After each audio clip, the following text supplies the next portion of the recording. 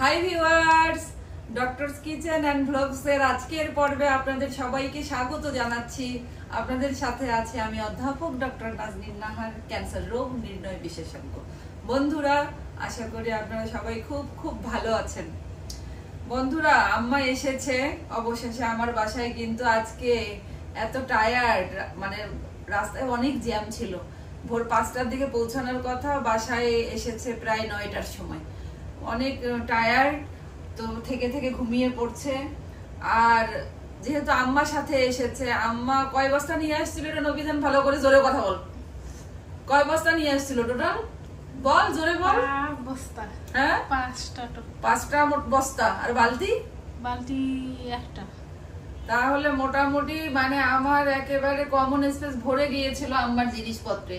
কত যে জিনিস এনেছে, আমি তো সব এখন না দেখাতে পারবো না। শুধু এই যে এখানে আগে দেখার, দুধ একেবারে 5 লিটারের জারে করে আগেই জাল দিয়ে ঘন করে এনেছে।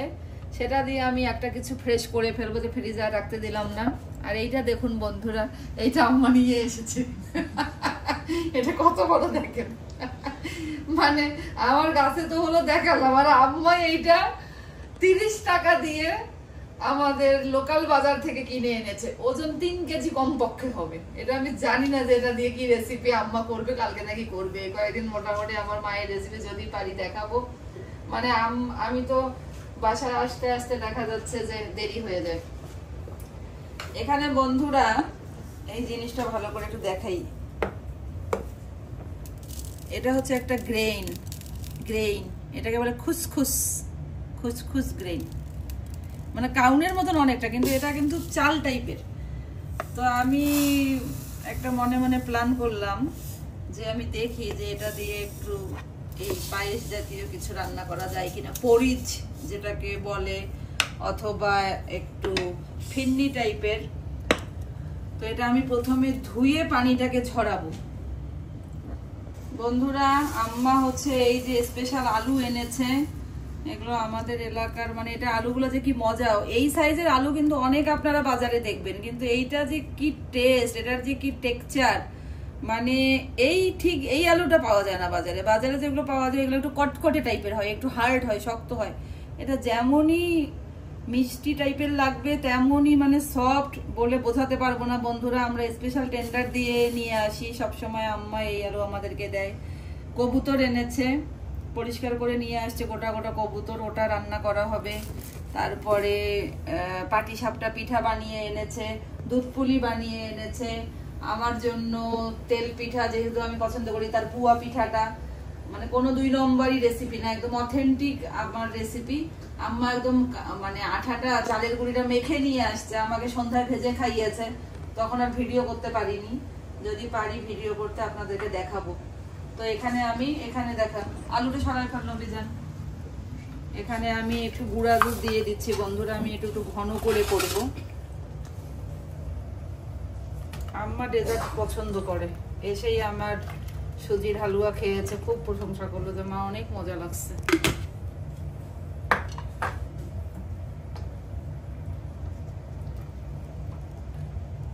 দুধ অনেক সময় হয় কি একটু গোটা গোটা থেকে যায়, আমি করি কি এটা শিখাই দেই বন্ধুদেরকে। দুধ অনেক সময় দেখা গেলো মনে হয় গোটা গোটা আছে, আমি এটা দিয়ে ঘেটে ফেলি। তাহলে হবে কি আর গুটি পাকানোর চান্স পাবে না। যতই তেন্দ্রামি করুক আমার সাথে রেসিপি, আমি কি আর কম রে ভাই? তোদেরকে আমি সাজেস্তা করতে জানি এইভাবে ঘুটা গোটা থাকার আর তোমার কোনো চান্স নেই সোনা, ঠিক আছে? এটা আমি দিয়ে দিচ্ছি, এই যে এখানে 1 কাপ দিলাম। খুবই মজা হবে আমার ধারণা, খেতে বাড়বে অনেক। এটা কিন্তু খাওয়ার পানি, ধোয়ার পরে আবার খাওয়ার পানি দিয়ে রাখলাম। 1 ফোঁটা কাঁচা পানিও খাওয়ারে যেন বন্ধুরা না যায়। চেষ্টা করবেন যতটুকু সম্ভব খাওয়ার পানিটাকে ইউজ করা যায়। তাহলে যে অযথা যে চিকিৎসার পেছনে আর ওষুধের পেছনে এই জ্বর, পাতলা পায়খানা, টাইফয়েড, জন্ডিস এইসবের কারণে যে অর্থনৈতিক ক্ষতিটা হয়, সেটা থেকে অনেকটাই আমরা বের হয়ে আসতে পারবো। তারপরে নাপা শাক আনছে, দাঁড়া ধর এখানে দেখা, একটু আমি নাপা শাকটা নিয়ে আসি।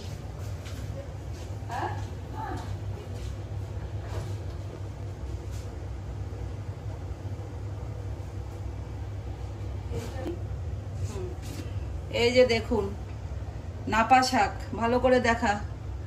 এটা মানে আমাদের রংপুরের ঐতিহ্যবাহী শাক। এটা দিয়ে আমাদের মানে এত মজার একটা শাক, একটু পিছলা পিছলা ভাব হয়, খুবই টেস্টি। মানে আমরা তো পাগলের মতন খাই এই নাপা শাক। গানও আছে অনেক আমাদের ভাওয়াইয়া গান এই নাপা শাক নিয়ে। এত মজা। পালং শাক সিদ্ধ করে নিয়ে আসছে। তারপরে কি আনলো সব তো আমি দেখি নাই রে, আমি তো চলে গেলাম অফিসে। যা যা তার মন চাইছে সব সে নিয়ে আসছে, কত কষ্ট করে নিয়ে আসছে। দুধ পুলি বানায় নিয়ে আসছে, দুধ পুলি খেলাম আর ডিপে ঢুকায় রাখলাম। এটা আমি বন্ধুরা একদম অল্প জালে, বলো গাছে অল্প জালে জালে জিনিসটাকে সিদ্ধ করবো, অল্প জালে দিয়েই রাখছি।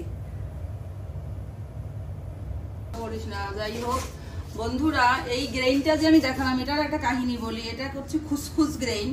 এটা হচ্ছে মরক্কোর খুবই জনপ্রিয় একটা খাবার। তো আমি আপনাদেরকে একদিন খুসখুস রান্না করে দেখাবো, কারণ আমার এই খুসখুস রেসিপিটা একেবারে মরক্কোতে থাকে এরকম মানুষের বাসায় থেকে খাওয়ার আমার অভিজ্ঞতা হয়েছে, এবং আমি এটা আপনাদেরকে একদিন করে দেখাবো। আর এই জিনিসটা আসলে কি আমার কাছে মনে হয় কি, আমাদের যে দেশে কাউন পাওয়া যায়, আগে যে মানুষ কাউন হতো খেতে, সেইটাই অনেকটা আমার কাছে মনে হয়েছে। তো আমার কাছে মনে হলো যে আমরা তো কাউনের পায়েস খাই, কিন্তু কাউনটা তো এখন অত ভালো কোয়ালিটির বন্ধুরা পাওয়া যায় না।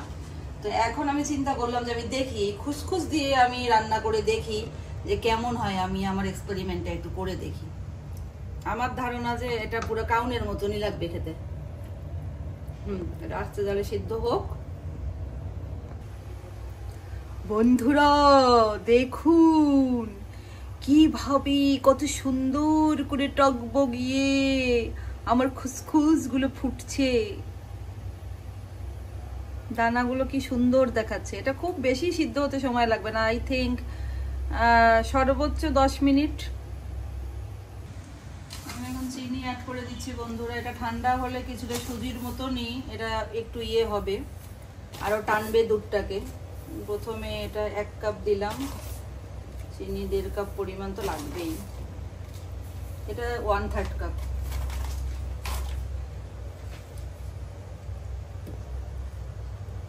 দুধটা তো একদম খাঁটি গাভীর দুধ। এটা আর আমি ফ্রিজে আম্মাকে ঢুকাতে দিলাম না, যে না আম্মা রান্না করে ফেলি। আমার আম্মা এবং আমার শাশুড়ি মোটামুটি সমবয়সী। চুলগুলো যদি আজকে আমার মায়ের দেখতেন আপনারা বকা দিতেন। পুরা একদম বুড়ি সেজে আসছে, সাদা করে ফেলছে সব চুল। আমি আবার কালার দিয়ে দিলাম।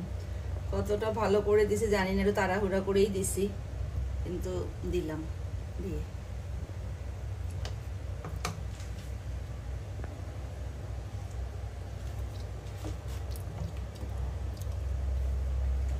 ওটা মিষ্টি লাগবে রে বাবা।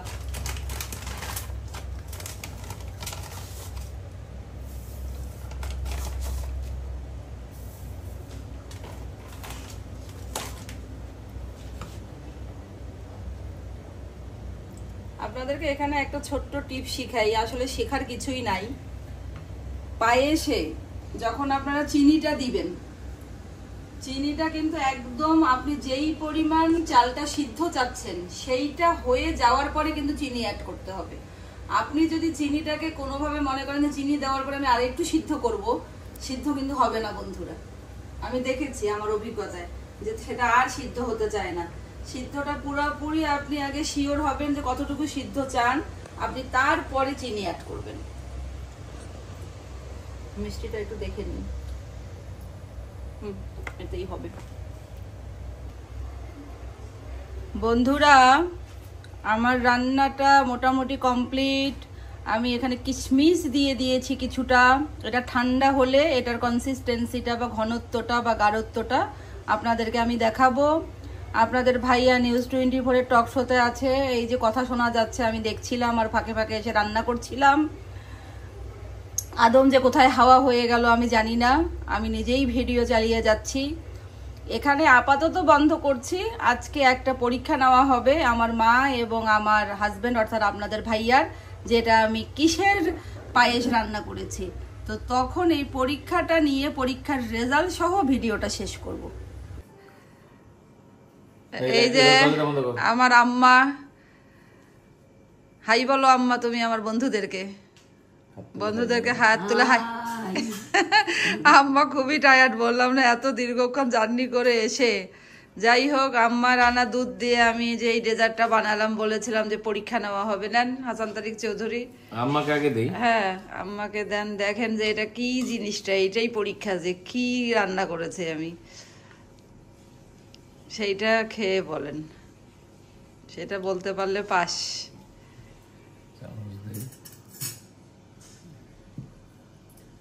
দেখি এটা কি মনে হচ্ছে রে? হ্যাঁ সেটা খাও। খিচুড়ি না ইয়া পায়েস? সেটা দেখো খেয়ে, সেটা যেটাই হোক সেটাই তো বলবো। পায়েস তো কেউ দেখে বলতে পারবে, তো জিনিসটা কি দেখি। বুঝতে পারছি না।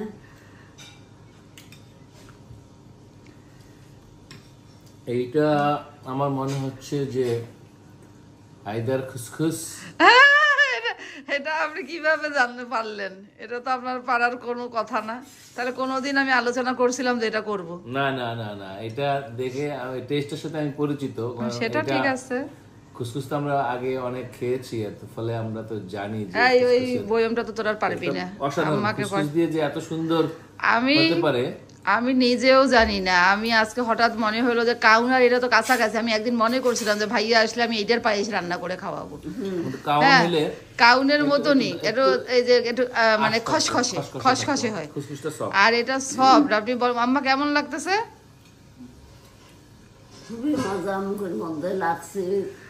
আমি জানি যে আম্মার দানা দানা লাগবে আর আম্মা এটা খুব পছন্দ করবে।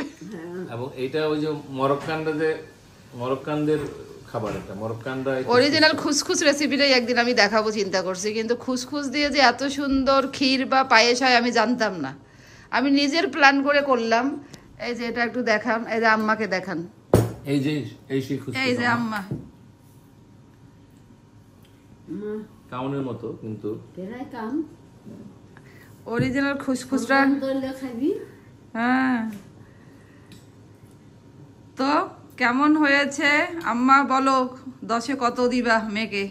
10-এ কত দেবেন আম্মা? 10-এ 10। First class. আমার মেয়ে রাধুরি, আবার ডাক্তার, আবার দর্জি, ইঞ্জিনিয়ার,